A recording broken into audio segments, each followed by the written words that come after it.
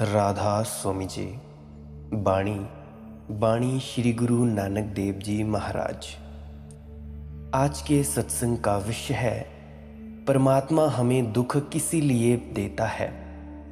आप लोग अक्सर हैरान होते होंगे कि संत भी प्रार्थना करते हैं कि हे परमात्मा, थोड़ा दुख तो हमें हमेशा देते रहना। तो वे ऐसा क्यों करते हैं? क्या कारण है? कौन सा वो कारण है जिस कारण वे ये ऐसा मांगते हैं कि हे परमात्मा, हमें थोड़ा सा दुख देते रहना? और ऐसे कौन से कारण हैं जिन कारणों से परमात्मा हमें भी दुख देता है? वैसे तो परमात्मा किसी को दुख देता नहीं, पर हमारी जिंदगी में दुख आते क्यों हैं? आज हम इस विषय के बारे में कुछ नए ढंग से चर्चा करेंगे।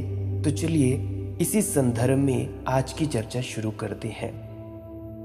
संत प्रार्थना करते रहे हैं हमेशा कि हे परमात्मा, थोड़ा दुख तो हमें हमेशा देते ही रहना, ताकि याद बनी रहे और हम तुझे भूल ना पाए। और प्रार्थना जारी रहे, हम तुझे पुकारते रहें। अगर दुख ना हुआ तो हम तुझे पुकारेंगे कैसे? सुख से हम भूल जाएंगे और खो जाएंगे। केवल यही कारण है संतों का। दुख का एक ही अर्थ है कि तुम धर्म से कहीं डगमगा गए हो। ना तो दूसरे पर दोष देना, ना भाग्य को दोष देना, ना परमात्मा पर नाराज होना। इसको तुम सूचक समझना और खोज करना कि तुम प्रकृति से कहां विपरीत चले गए हो और अनुकूल आने की कोशिश करना। प्रकृति के अनुकूल आना धर्म है। गुरु नानक देव जी के अनुसार धर्म के 4 खंड हैं। पहले खंड को धर्म खंड कहते हैं, दूसरे खंड को वे ज्ञान खंड कहते हैं। धर्म तो है, जिस दिन तुम उसे पहचान लेते हो उस दिन ज्ञान। धर्म तो मौजूद है, लेकिन तुम आंख बंद किए हुए हो। सूरज तो निकला है, लेकिन तुम द्वार बंद किए बैठे हो। दिया तो जल रहा है, लेकिन तुमने पीठ कर ली है दिए की तरफ। वर्षा तो हो रही है, लेकिन तुम भीगने से वंचित हो। तुम किसी अंधेरी गुफा में छिपे बैठे हो। धर्म तो चल रहा है, लेकिन तुम कहीं दूर हटकर हो गए हो। वापिस लौट आने का नाम ज्ञान है। और हर मनुष्य को वापिस लौटना पड़ेगा, क्योंकि मनुष्य की यह क्षमता है कि वह दूर जा सकता है। पशुओं में कोई धर्म नहीं है, पौधों में, पक्षियों में कोई धर्म नहीं है, क्योंकि वे दूर जा ही नहीं सकते। वे कुछ भी अप्राकृतिक करने में असमर्थ हैं।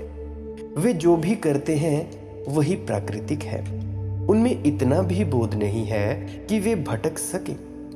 भटकने के लिए भी थोड़ी समझ चाहिए। गलत जाने के लिए भी थोड़ी हिम्मत चाहिए। मार्ग से उतरने के लिए भी थोड़ा होश चाहिए। उतना होश तुम में है, पर मार्ग पर आने के लिए वापस फिर और भी ज्यादा होश चाहिए। तो पशु हैं, वे भटक नहीं सकते, इसीलिए ठीक जगह है। वह कोई बहुत गौरव की स्थिति नहीं है, वह मजबूरी है। फिर सामान्य मनुष्य है, उसमें थोड़ा बोध है, वह भटक सकता है, इसीलिए ही भटक गया है। उसके बाद आते हैं बुद्ध पुरुष, संत पुरुष। गुरु नानक देव जी हैं, संत कबीरदास जी हैं। उनके पास परम होश है, वे फिर वापिस लौट आए हैं। पशुओं को जो सहज उपलब्ध है वह तुम्हें साधना से उपलब्ध करना पड़ेगा। बुद्ध वहीं लौट आते हैं जहां पौधे सदा से है। वही परम आनंद जो साधारण पौधे को उपलब्ध है, बुद्ध को भी उपलब्ध होता है। लेकिन एक बुनियादी फर्क होता है। वह फर्क यह है कि बुद्ध को तो वह परम आनंद बोधपूर्व होता है। वे होश से भरे हुए उस आनंद को भोगते हैं। पौधे पर वह आनंद बरस रहा है, वह भटक नहीं सकता, लेकिन उसके पास बोध की कमी है। तो प्रकृति अचेतन है और बुद्ध पुरुष सचेतन रूप से प्राकृतिक है, और दोनों के बीच में हम है। प्रकृति अचेतन है, वहां सुख सहज है, वहां सुख हो ही रहा है, लेकिन वहां कोई जानने वाला नहीं। उस सुख की प्रतीति और साक्षात करने वाला कोई भी नहीं है। जैसे तुम बेहोश पड़े हो और तुम्हारे चारों तरफ रत्नों की वर्षा हो रही है। पत्थर बरस रहे हैं या रत्न, हीरे बरस रहे हैं कोई फर्क नहीं पड़ता, क्योंकि तुम बेहोश पड़े हो, फिर तुम आंख खोलते हो, फिर तुम होश से भरते हो, और तब तुम पहचान पाते हो कि कैसी अपरंपार वर्षा तुम्हारे चारों तरफ हो रही थी। बुद्ध वही पाते हैं जो प्रकृति में सहज ही उपलब्ध है, पत्थरों को मिला हुआ है। वहीं लौट कर आते हैं, लेकिन लौट आना बड़ा नया है। जगह तो वही है जहां चट्टानें खड़ी हैं। जिस वृक्ष के नीचे बुद्ध को ज्ञान हुआ, वह वृक्ष भी वही है जहां बुद्ध है। होगा ही, क्योंकि परमात्मा कण कण में छिपा है। इसीलिए उस बोधि वृक्ष में और बुद्ध में क्या फर्क है? फर्क महान है। जगह तो है एक और अंतर अनंत है। अंतर यह है कि बुद्ध सजग होकर, होश पूर्वक होकर उस आनंद का, उस अपरंपार महिमा का अनुभव कर रहे हैं। वह महिमा वृक्ष पर भी बरस रही है, लेकिन उसे कुछ पता नहीं। वह महिमा तुम पर भी बरस रही है, लेकिन तुम हो कि तुम पीठ किए खड़े हो। वृक्ष का मुंह है उसकी तरफ। जिस दिन तुम सन्मुख हो जाओगे, जिस दिन तुम्हारी आंखें उस महिमा की तरफ उठेंगी और तुम पहचानोगे, उसे गुरु नानक देव जी ज्ञान कहते हैं। ज्ञान खंड मनुष्य की उपलब्धि है। अगर मनुष्य न हो तो धर्म तो होगा, ज्ञान नहीं होगा। जगत धर्म से चलता रहेगा, नियम से चलता रहेगा, लेकिन ज्ञान नहीं होगा। इसका यह अर्थ हुआ कि अस्तित्व ने मनुष्य के भीतर से ज्ञान को खोजने की कोशिश की है। अस्तित्व ने मनुष्य के भीतर से ज्ञान को खोजने की कोशिश की। इसीलिए मनुष्य बड़े शिखर पर है। तुम्हें पता ही नहीं कि तुम्हें कितनी महिमा सहज उपलब्ध होने की संभावना है। तुम्हारे द्वारा परमात्मा सजग होना चाहता है, तुम्हारे माध्यम से जागना चाहता है। प्रकृति में परमात्मा सोया है, मनुष्य में उसने करवट बदली है। वह मनुष्य में होश में आना चाहता है। प्रकृति में आधी अंधेरी रात है, गहन नींद है। मनुष्य में सुबह होने के करीब का क्षण है। तुम अगर चूको तो तुम अंधेरी रात में रहे आओगे। तुम आंख खोलकर देख लो तो तुम भी बुद्ध, गुरु नानक देव जी और कबीर हो जाओगे। और जब तक तुम ना हो जाओ, तब तक पीड़ा बनी रहेगी, दर्द बना रहेगा, दुख बना रहेगा। इसको तुम शाश्वत नियम समझना कि जो तुम हो सकते हो अगर ना हुए तो दुख में रहोगे। तुम जो हो सकते हो अगर हो गए तो तुम्हारे जीवन में आनंद की वर्षा हो जाएगी। आखिर आनंद का अर्थ क्या है, इसे हम थोड़ा समझेंगे। आनंद का अर्थ है फुलफिलमेंट। वह उसे पा लेना है जो पाने की तुम्हारी क्षमता थी। जो तुम्हारे बीज में छिपा था, वह जब तक फूल तक ना पहुंच जाएगा, तब तक भीतर एक तनाव बना रहेगा। जिस गीत को गाने के लिए तुम पैदा हुए हो, अगर बिना गाए मर गए तो तुम दुख में मरोगे। और उस गीत को गाने के लिए तुम्हें बार बार जन्म लेना पड़ेगा, क्योंकि प्रकृति अधूरे को स्वीकार नहीं करती। जिस दिन तुम पूरे हो जाओगे, उसी दिन तुम स्वीकार हो जाओगे। इसीलिए हिंदू कहते हैं कि जो पूर्ण हो गया उसका कोई आवागमन नहीं है। आवागमन इसीलिए नहीं है कि उसने वह गीत गा लिया जो गाना था, उसने वह आनंद पा लिया जो पाना था। उसकी सरिता सागर में पहुंच गई, अब लौटने की कोई वजह ना रही। तुम लौटते हो बार बार, क्योंकि तुम बार बार असफल हो रहे हो। तुम्हारी असफलता के कारण तुम्हें वापस लौटना पड़ता है, और प्रकृति तुम्हें भेजती जाएगी, अनंत जन्मों तक भेजती जाएगी। उसे कोई जल्दी नहीं है, प्रकृति को कोई भी जल्दी नहीं है। अनंत समय है उसके पास। तुम कितने ही टकराते रहो, वह तुम्हें वापस भेजती जाएगी। मैंने सुना है एक ट्रेन में एक बंबई के सज्जन और एक बिहारी सज्जन की मुलाकात हुई। पूछा बिहारी ने, आपका नाम? तो बंबई के सज्जन ने कहा, बीनू। पूछा बिहारी से, आपका नाम? उसने कहा, श्री श्री सत्यदेव नारायण प्रसाद सिन्हा। बंबैया की तो आंखें खुली की खुली रह गई। उसने कहा, इतना बड़ा नाम? बिहारी ने कहा, हम बंबई के रहने वाले नहीं हैं। हमारे पास एक दूसरे का नाम बुलाने के लिए काफी समय है। परमात्मा बंबई का निवासी नहीं है, वहाँ काफी समय है। प्रकृति को कोई जल्दी नहीं है।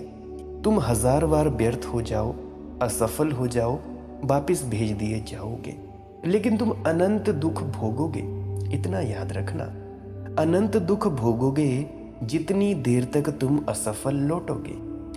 जब तक तुम्हें जो गीत गाना है तुमने नहीं गा लिया, जब तक तुमने अपनी नियति को पूरा नहीं कर लिया, तब तक तुम अंगीकार ना हो आओगे। और एक ही तो दुख है, एक ही दुख है, एक ही पीड़ा है कि यह अस्तित्व तुम्हें अंगीकार नहीं करता, फिर वापस लौटा देता है इसी धरती पर। ये धरती नहीं तो कोई और धरती सही, पर लौटा जरूर देता है।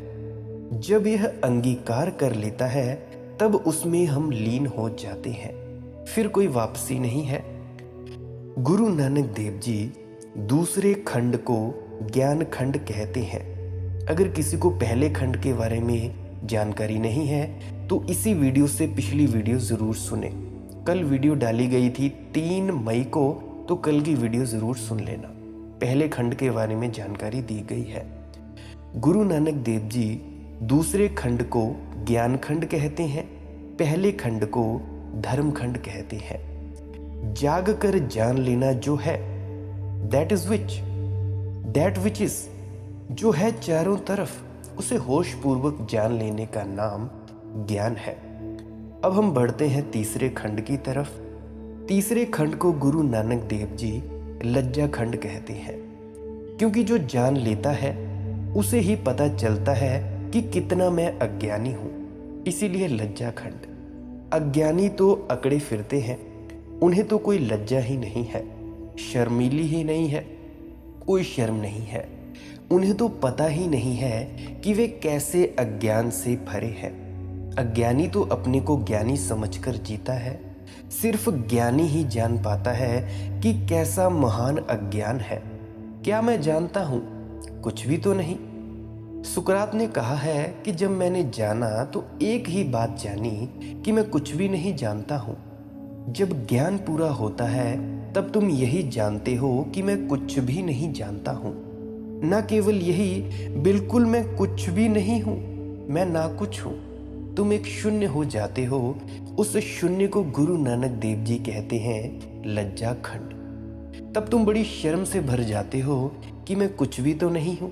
कितना अकड़ा फिरता था, पानी का बबूला कितना फूला फूला फिरता था। कितनी अतिशयोक्ति कर रखी थी तुमने अपने संबंधों में, और अतिशयोक्ति करने के लिए हम हजार रुपए, हजार उपाय और तरकीबें खोज लेते हैं। मुल्ला नसरुद्दीन अपने बाप से कह रहा था, नदी से यात्रा करके लौटा था और कहने लगा कि सुनो, ऐसा तूफान आया कि नदी में 50-50 फीट लहरें उठने लगी। नसरुद्दीन के बाप ने कहा, थोड़ी अतिशयोक्ति इतनी ज्यादा मत कर, मैं भी उस नदी से परिचित हूँ। 50 साल मैंने भी उसी नदी में यात्रा की है। ऐसी लहरें उठती मैंने कभी देखी नहीं, और 50 फीट लहरें नदी में कभी उठती भी नहीं। नसरुद्दीन ने कहा, अजी होश की बात करो, हर चीज बढ़ती जा रही है। अनाज के ही दाम देखो कितने बढ़ गए हैं।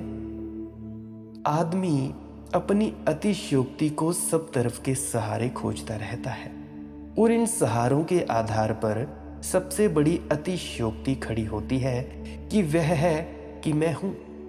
मेरा होना इस जगत में सबसे बड़ा झूठ है। परमात्मा का होना अगर सबसे बड़ा सच है तो मेरा शब्द का होना सबसे बड़ा झूठ है, क्योंकि यहां 2 मैं तो हो नहीं सकते। अस्तित्व तो एक ही है, एक ही मैं हो सकता है। पूरा अस्तित्व अगर एक है तो इसका एक ही केंद्र हो सकता है, लेकिन हर व्यक्ति हर बूंद घोषणा करती है अपने मैं की। तो ज्ञानी को शर्म आती है, वह लज्जा से भर जाता है। कितनी अतिशयोक्ति की, कितनी अपनी घोषणा की जहां कुछ भी नहीं था। पानी का बबूला था, जरा सा छुआ कि टूट गया। कागज की नाव थी, बही नहीं कि डूब गई। ताश के पत्तों का घर था, पत्तों जैसा घर था कि हवा आई नहीं कि गिर गया। पर कितने कितने दावे किए, कितनी कितनी घोषणाएं की। एक अदालत में मुल्ला नसरुद्दीन को पकड़ लिया गया क्योंकि गांव के नेता को उसने गालियां निकाली थी। अब शब्द बोल दिए थे, कह दिया था कि तुम महागधे हो। मजिस्ट्रेट ने पूछा कि यह उचित नहीं है। गांव के सम्मानित आदमी को, जो नेता है, जिसको हजारों लोग वोट देते हैं, उसको तुमने इस तरह के अपमानजनक शब्द बोले। नसरुद्दीन ने कहा, मैं क्या करूं, मेरा कोई कसूर नहीं। इसी आदमी ने मुझसे कहा था कि जानते हो मैं कौन हूं। जब इसी ने पूछा तो हमें कहना पड़ा। तुम्हारी नजर पूछती है लोगों से, जानते हो मैं कौन हूं। देखा, जरा किसी के पैर पर चोट पड़ जाए, किसी को जरा धक्का लग जाए, वह लौट कर कहता है कि जानते हो मैं कौन हूं। खुद भी नहीं जानता, कौन जानता है। जो जानते हैं उनका तो मैं मिट जाता है। जब तक नहीं जानते तभी तक तो मैं है। तुम अपने से ये पूछना कि तुम ये जानते हो कि तुम कौन हो। लेकिन वह अकड़ की बात कर रहा है। वह ये कह रहा है कि मेरा पद पता है, प्रतिष्ठा पति है, मेरा धन पता है। वह ये कह रहा है कि मैं तुम्हें नुकसान पहुंचा सकता हूं। वह ये कह रहा है कि मैं खतरनाक सिद्ध हो सकता हूं। पता है, तुम्हारा होना सिर्फ नुकसान पहुंचाने का दावा है। वह हिंसा की एक घोषणा है। तुम उसी वक्त कहते हो कि मैं कौन हूं, क्या तुम जानते हो? जब तुम दावा करना चाहते हो कि मैं चाहूं तो विध्वंस कर सकता हूं, तुम्हारी सारी अकड़ हिंसा है। अहंकार हिंसा का सूत्र है। जानने वाला तो कहता है मैं कहाँ हूं, पता ही नहीं चलता। मैं कौन हूं, कुछ पता नहीं चलता। जानने वाला तो खो जाता है, अज्ञानी अकड़ा रहता है। जो नहीं है वह तो कहता है मैं हूं, और जो हो जाता है वह भाषा में बोलना बंद कर देता है। तो गुरु नानक देव जी तीसरे खंड को लज्जा खंड कहते हैं। वे कहते हैं कि ज्ञानी को लज्जा आ जाती है, बड़ी लज्जा आती है कि क्या कहूं, किससे कहूं। कुछ कहने को नहीं, कोई दावा नहीं। वह परमात्मा के सामने भी लज्जा से भर जाता है कि कितने झूठे दावे किए मैंने जन्मों जन्मों से। मेरे सामने भी अकड़ कर खड़ा रहा। तेरे सामने भी मेरी अकड़ ये थी कि तू भी मुझे स्वीकार कर। अगर मैंने तेरी प्रार्थना भी की तो इसीलिए की कि तू भी मुझे स्वीकार कर। अगर मैंने पुण्य किया तो भी इसीलिए, दान दिया तो भी इसीलिए, मंदिर बनाए, मस्जिदें खड़ी की, गुरुद्वारे बनाए तो भी इसीलिए कि तू भी जान ले कि मैं कौन हूँ। बड़ी लज्जा से ज्ञानी भर जाता है, बड़ी शर्म आती है, कैसे मुंह दिखाएं। परमात्मा जब सामने आता है तो कौन सा मुंह दिखाए। तुम्हारे सभी मुंह तो झूठे हैं, तुम्हारे सभी चेहरे झूठे हैं। दूसरों को दिखाने के लिए तुमने रंग रोगन लगाकर खड़ा किया था। थोड़ा सोचो, अगर आज परमात्मा मिलता हो तो तुम कौन सा चेहरा उसके पास लेकर जाओगे? वह जो तुम अपनी पत्नी को दिखाते हो, कि वह जो तुम अपने मालिक को दिखाते हो, या वह जो तुम अपने नौकर के सामने ओढ़ लेते हो, या वो जो तुम अपने प्रेयसी को प्रकट करते हो, या वो जो तुम दीन दरिद्र गरीब के सामने दिखाते हो, या वो जो तुम शक्तिशाली के सामने दिखाते हो? कौन सा चेहरा तुम परमात्मा को दिखाओगे? शक्तिशाली के सामने तुम्हारी पूंछ हिलती रहती है, तुम उसकी खुशामद करते रहते हो, तुम्हारे चेहरे पर बड़ी खुशामद का भाव होता है। गरीब के सामने तुम ऐसे अकड़ कर खड़े हो जाते हो क्योंकि गरीब से तुम वही खुशामद की उपेक्षा करते हो जो तुम अमीर के सामने प्रकट करते हो। तुम चाहते हो वह पूंछ हिलाए। जो आदमी किसी की खुशामद चाहता है वह आदमी खुशामदी होगा। जो किसी की स्तुति मांगता है वह आदमी कहीं ना कहीं स्तुति कर ही रहा होगा। वह असल में बदला चाहता है। लेकिन जिस आदमी ने ठीक से अपने को देखा, ना वह स्तुति करता है किसी की, ना वह स्तुति चाहता है किसी की। एक ही परमात्मा है, उसी की स्तुति हो जाए तो काफी है। वह किससे स्तुति मांगे, क्योंकि वही तो चारों तरफ है। इसीलिए गुरु नानक देव जी कहते हैं बड़ी लज्जा आती है। सत्य के सामने जब आदमी खड़ा होता है तो पाता है अपने कोई भी चेहरे तो काम के नहीं, सभी गंदे हैं और सभी झूठे हैं। जैन फकीर कहते हैं अपने शिष्यों को कि अगर तुमने अपना ओरिजिनल फेस, मौलिक चेहरा खोज लिया तो खोज पूरी हो गई। वे कहते हैं खोजो उस चेहरे को जो जन्म के पहले तुम्हारे पास था, खोजो उस चेहरे को जो मरने के बाद तुम्हारे साथ होगा। बीच के सब चेहरे तो झूठे हैं। छोटे छोटे बच्चे तक झूठे चेहरे ओढ़ लेते हैं, छोटे छोटे बच्चे भी। मनस्वित कहते हैं कि अगर आदमी लौटकर याददाश्त को जगाए तो 4 साल या 3 साल के करीब याददाश्त रुक जाती है। तुम भी याद करोगे तो बस 5 साल, 4 साल या 3 साल वहां जाकर रुक जाओगे। 3 साल तक की कोई याददाश्त नहीं होती, जन्म से लेकर 3 साल तक की। आखिर ऐसा क्यों? क्योंकि उस समय तुम इतने सरल होते हो कि तुम्हारे पास कोई चेहरा नहीं होता है। याददाश्त किसकी बनानी है? कोई दावा ही नहीं होता। अहंकार याददाश्त बनाता है। सब याददाश्त अहंकार की है। वह स्मरण रखता है, वह हिसाब किताब रखता है। 3 साल तक तुम भोले भाले होते हो, तुम्हें पता ही नहीं होता है कि तुम कौन हो। दावा क्या? तुम्हारा कोई दावा ही नहीं होता है। 3 साल का बच्चा स्कूल से प्रसन्न भी लौट आता है, किंडरगार्टन स्कूल से हंसता हुआ चिल्लाता हुआ आता है कि मैं क्लास में सबसे आखिरी आया। उसको कुछ पता ही नहीं है कि आखिरी का क्या मतलब है। अभी अहंकार निर्मित नहीं हुआ है, अभी जाति पांति का पता नहीं है, घर द्वार का पता नहीं है, कुलीनता अनुकुलीनता का पता नहीं है, ब्राह्मण है कि शूद्र पता नहीं है। अभी कुछ भी पता नहीं है। अभी चेहरा साफ है। यही चेहरा तुम परमात्मा के सामने ले जा सकोगे। लेकिन माँ बाप को ओढ़ना शुरू कर देते हैं पहले ही दिन से। पहले ही दिन से माँ चाहती है जब वह बच्चे की तरफ देखे तो वह मुस्कुराए। बच्चे को अगर मुस्कुराहट नहीं आ रही है तो भी मुस्कुराए। अगर बच्चा नहीं मुस्कुरा रहा है तो माँ नाराज होती है, मुस्कुरा रहा हो तो प्रसन्न होती है। थोड़े ही दिनों में बच्चा समझने लगता है कि चाहे मुस्कुराहट भीतर हो या ना हो, जब माँ देखे तो मुस्कुराओ। झूठ शुरू हो गया, चेहरा ओढ़ना शुरू हो गया। फिर झूठ पर झूठ इकट्ठी होती जाती है। इन झूठे चेहरों को लेकर तुम परमात्मा के सामने जा सकोगे? गुरु नानक देव जी कहते हैं, बड़ी शर्म आती है। जब कोई जानता है तब लज्जा से भर जाता है। तब वह खोजता है और पाता भी नहीं कि कौन सा चेहरा असली है। और जितना वह खोजता है उतना ही पाता है। जैसे कोई प्यास को छीलता जाए, जैसे जैसे परत उतरती है नई परत सामने आ जाती है।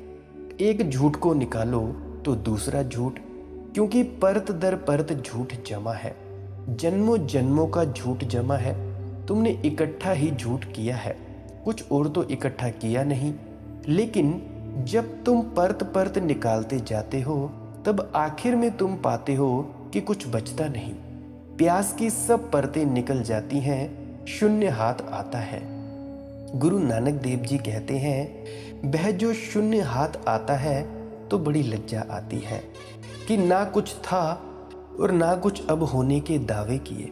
सब कुछ होने के दावे किए और अब हम कुछ भी नहीं है। इसे वे तीसरा खंड कहते हैं। और चौथा खंड वे कहते हैं कृपा खंड। वे कहते हैं जब तुम लज्जा से भर जाते हो तब उसकी कृपा बरसती है। जब तुम शून्य हो जाते हो तब पूर्ण उतरता है, उसके पहले नहीं। तुम्हारी अकड़ उसकी कृपा में बाधा है। तुम जब तक अकड़े हो, तब तक तुम उसकी कृपा को ना पा सकोगे। वह तुम्हें जरूरत ही नहीं है। तुम अपने ही पैरों पर खड़े हो। तुम्हें सहारे की कोई किसी की जरूरत नहीं है। तुम प्रार्थना भी कर रहे हो और अपने पैरों पर खड़े हो। तुम मांग भी उससे रहे हो, लेकिन वह भी तुम्हारी और बहुत सी चेष्टाओं से एक चेष्टा है कि शायद कौन जाने कुछ सहारा उधर से भी मिल जाए। और जब कुछ मिल जाएगा तब तुम दावा यही करोगे कि मैंने पाया। मुल्ला नसरुद्दीन एक वृक्ष पर चढ़ रहा था। बेर पक गए थे। और जैसे जैसे मुल्ला ऊपर चढ़ने लगा उसे डर लगने लगा, क्योंकि बेर बिल्कुल ऊपर की शाखा पर थे। तो उसने परमात्मा से कहा कि देख, अगर मैं बिना गिरे इन बेरों को तोड़ पाया तो 1 पैसा मस्जिद में चढ़ाऊंगा, तो बिल्कुल पक्का भरोसा रख। जैसे जैसे करीब पहुंचने लगा डाल के, उसने सोचा कि इतने से बैरों के लिए 1 पैसा जरा ज्यादा है और मैं अपनी ही चेष्टा से पहुंचा जा रहा हूं। नाहक मैं परमात्मा को बीच में लाया। जब बेरों पर उसका हाथ ही पड़ गया तो उसने कहा, 1 पैसे में तो इससे ज्यादा बेर मैं बाजार से खरीद लूंगा, और तूने तो कुछ किया ही नहीं, कुछ बेर ही चढ़ा दूंगा। जब मैं ऐसा सोच ही रहा था, सोचने में हाथ चूक गया, पैर सरक गया और धड़ाम से नीचे गिर गया। बेर हाथ आए नहीं। नीचे गिरकर उसने ऊपर चिल्लाकर कहा, क्या मामला है? क्या तू जरा भी मजाक भी नहीं समझ सकता? जरा धैर्य रखता तो मैं 1 पैसा चढ़ाता ही। तुम प्रार्थना भी करो, तुम पूजा भी करो, तो भी तुम्हारी अकड़ का ही श्रृंगार है तुम्हारी पूजा। तुम्हारे अहंकार का ही आभूषण है, और पूजा तो तभी होती है जब तुम नहीं हो। जब पुजारी मिट जाता है तभी पूजा शुरू होती है। गुरु नानक देव जी कहते हैं, लज्जा में तुम तो पिघल जाते हो, लज्जा में तुम तो मिट जाते हो, तुम तो बचते नहीं। और तब अचानक जैसे ही तुम यहाँ खोते हो, तुम पाते हो कि वहां से वर्षा हो रही है आनंद की। वह सदा ही हो रही थी। तुम अपनी अकड़ से इतने भरे थे कि तुमने भीतर कोई जगह नहीं दी थी वह प्रवेश पा सके। कोई ऐसा नहीं है कि तुम जब लज्जा से भरते हो तभी उसकी कृपा तुम पर बरसती है। कृपा तो बरस ही रही है। तुम जब लज्जा से भरते हो तब तुम खाली होते हो और तुम्हारे भीतर प्रकाश प्रवेश हो जाता है। ये 4 खंड हैं गुरु नानक देव जी के, और यह चारों का विभाजन बड़ा बहुमूल्य है। आज दूसरे खंड की बात है। धर्म खंड का एहो धर्म, ज्ञान खंड का आख कर्म, केते पवन पानी बसंतर, केते कान महेश, केते बर में घाड़ित घड़िय, रूप रंग के बेस, केते करम भूमि मेर, केते केत धू उपदेश, केते ईंद चंद सूर, केते केते मंडल देश। जैसे ही कोई व्यक्ति जागता है अस्तित्व के प्रति, परम विस्मय से भर जाता है, महान आश्चर्य घेर लेता है। तुम्हें तो कोई विस्मय पकड़ता ही नहीं। तुम तो ऐसे चलते हो जैसे तुम जानते हो। पंडित को विस्मय होता ही नहीं। वह सभी चीजों के उत्तर जानता है। विस्मय कैसा? विस्मय तो बालक को होता है। चलता है तो हर चीज के संबंध में सवाल पूछता है। तुम ये मत समझना कि वह जवाब पाने के लिए सवाल पूछता है। सवाल तो केवल उसके विस्मय को प्रकट करने का ढंग है। इसीलिए तुम्हारे जवाब के लिए रुकता भी नहीं, दूसरा सवाल खड़ा कर देता है। तुम्हारे जवाब की फिक्र भी नहीं करता, क्योंकि जवाब की उत्सुकता ही नहीं है। तितली निकल जाती है और वह पूछता है कि तितली पर इतने रंग क्यों? वह ये नहीं कह रहा कि तुम जवाब दो, तितली पर इतने रंग क्यों? वह सिर्फ इतना कह रहा है कि मैं अवाक हूं, मैं हैरान हूं, मैं विस्मय से भर गया हूं। ये वृक्ष हरे क्यों? फूल रंगीन क्यों? आकाश में बादल क्यों? सूरज सुबह रोज क्यों निकल आता है समय पर? ये बच्चा पूछ रहा है। ये सिर्फ विस्मय खड़ी कर रहा है, इसके प्रश्न उत्तर की मांग नहीं रखते। ये तो पूछ रहा है इसलिए क्योंकि हर चीज इसे आश्चर्य से भर देती है। पंडित कोई नहीं पूछता प्रश्न, क्योंकि उसके पास सभी चीज के उत्तर है। पंडित का अर्थ है जिसके पास प्रश्न है ही नहीं, उत्तर है। और ज्ञानी का अर्थ है जिसके पास प्रश्न है और उत्तर नहीं है। इसे थोड़ा ख्याल से समझ लेना। ज्ञानी बच्चों जैसा अवाक रह जाता है, और भी ज्यादा अवाक, क्योंकि बच्चे क्या तितली देख सकते हैं, फूल देख सकते हैं। ज्ञानी देखता है पूरे अस्तित्व को। बच्चों की नजर कितनी दूर जाती है, ज्ञानी की नजर जाती है आर पार, और वह जो देखता है वह उसे विस्मय विमुग्ध कर देता है। कितने पवन, कितने पानी, कितने अग्नि के देवता कितने किशन, कितने महेश, कितने ब्रह्मा, कितनी उसकी रचनाएं, कितने रंग रूप वेश, कितनी कर्म भूमियाँ, ये कितनी सारी चीजें हैं। गुरु नानक देव जी के वचन विस्मय के सूचक हैं।